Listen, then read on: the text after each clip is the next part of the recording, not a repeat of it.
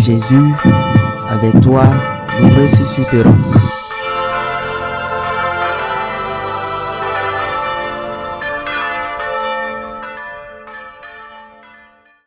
En ce temps-là, Jésus disait à ses disciples, « Moi, je suis la vraie vigne, et mon Père est le vigneron.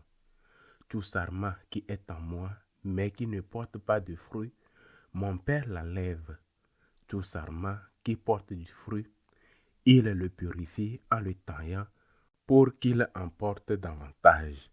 Mais vous, déjà vous voici purifiés grâce à la parole que je vous ai dite.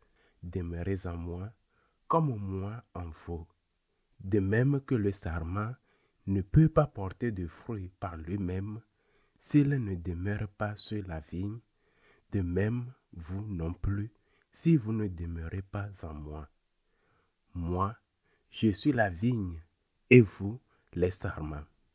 Celui qui demeure en moi et en qui je demeure, celui-là porte beaucoup de fruits, car en dehors de moi, vous ne pouvez rien faire. Si quelqu'un ne demeure pas en moi, il est comme le sarment jeté dehors et il se dessèche. Les sarments secs, on les ramasse, on les jette au feu et ils brûlent.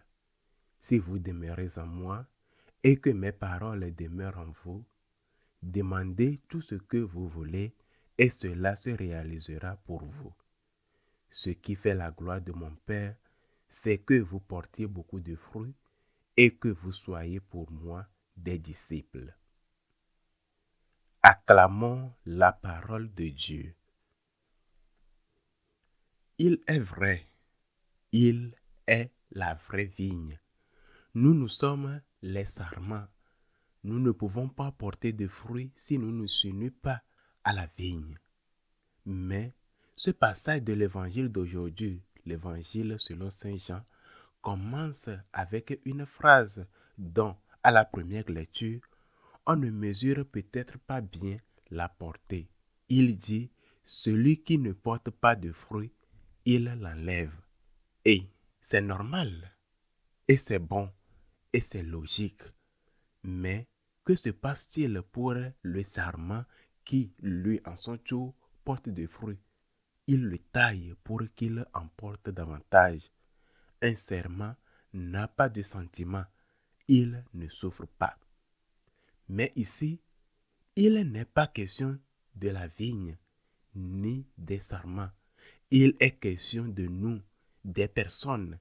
Il est question de lui qui est la vigne, de lui qui est la vraie vigne.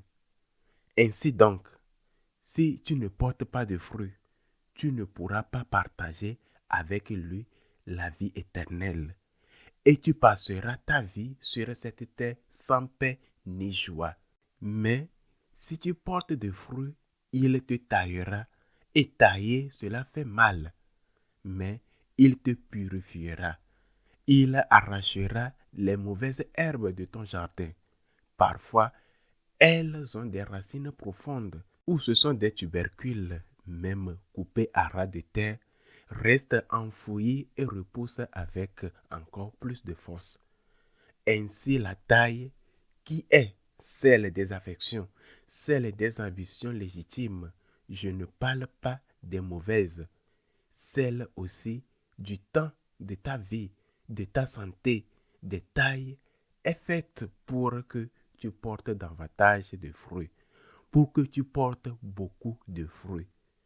Combien de fois dans notre expérience avons-nous senti que le témoignage d'un frère touchait notre cœur, mais ce témoignage était souvent lié à la souffrance? Comment cette personne affronte-t-elle la mort d'être un être cher? Comment vit-elle l'annoncé du cancer?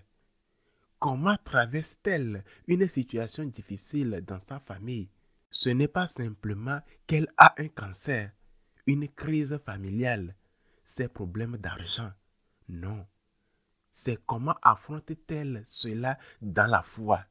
Et cela touche notre cœur et fait naître en nous, avec la grâce de Dieu, le désir d'affronter nous aussi nos propres croix. Le témoignage d'un frère, fruit d'une taille douloureuse, produit des fruits. Et il en va de même pour notre témoignage. C'est ce que nous expérimentons en lisant la vie des saints, la vie des martyrs, si riche d'exemples d'un héros extraordinaire. Ces personnes admirables qui se donnaient entièrement à Dieu. Leur vie nous encourage, nous pousse à faire de même. L'exemple de Saint Carlos Acutis ne porte-t-il pas de fruits? Non seulement par son amour de l'Eucharistie, par son adolescence marquée par la pureté et la chasteté, mais aussi par la manière dont il a affronté cette maladie fulgurante, la leucémie qui l'a emporté en très peu de jours. L'exemple de ce jeune mort à 15 ans ne produit-il pas de fruits? C'est pourquoi lorsque nous sommes taillés de tant de manières, sous tant de visages que prend la croix, ne pensons pas que cette souffrance est inutile. Abraçons cette souffrance par amour pour Jésus. Affrontons cette douleur pour les nôtres, unissons-nous à la croix du Christ. Devenons des collaborateurs de la rédemption. Collaborons avec notre souffrance à la rédemption. Tu n'es pas inutile lorsque tu souffres. Tu n'es pas inutile lorsque tu es taillé. Tu n'es pas inutile lorsque tes affections sont limitées, déçues. Tu n'es pas inutile lorsque la maladie ou la vieillesse frappe à ta porte. Comment souffrent les catholiques? Comment ils aiment? Comment ils pardonnent? Voilà ce qui devrait être notre première carte de visite pour l'évangélisation. Il y aura encore beaucoup à dire sur ce magnifique passage, cet évangile de Saint Jean, mais je m'arrête sur un point, l'union avec le Christ, l'union avec la vigne, une union qui se réalise dans la prière et les sacrements. Il n'est pas possible de porter du fruit si nous ne sommes pas unis à celui qui est la vigne. Il n'est pas possible de porter du fruit sans prière, ni fruit d'évangélisation, ni fruit de charité. On pourra peut-être produire d'autres fruits, mais pas les fruits de l'amour véritable. Mais cela ne suffit pas.